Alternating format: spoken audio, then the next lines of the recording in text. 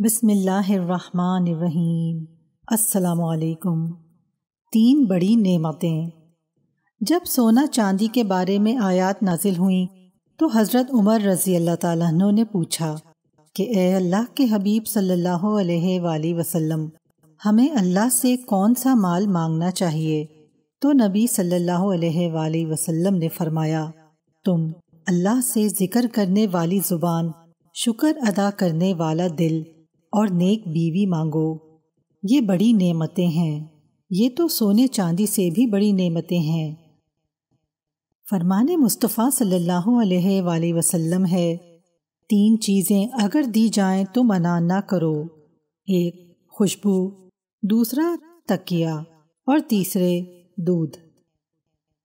3 افراد کی مدد اللہ تعالیٰ پر حق ہے۔ اللہ کی راہ میں جہاد کرنے والا، پاک دامنی کی خاطر نکاح کرنے والا، کسی غلام کے لیے ادائیگی کا ارادہ رکھ کر اس کو آزاد کروانے والا۔ ویڈیو اچھی لگی ہو تو لائک کا بٹن ضرور دبا دیجیے گا اور کامنٹس میں اپنی رائے ضرور دیجیے گا۔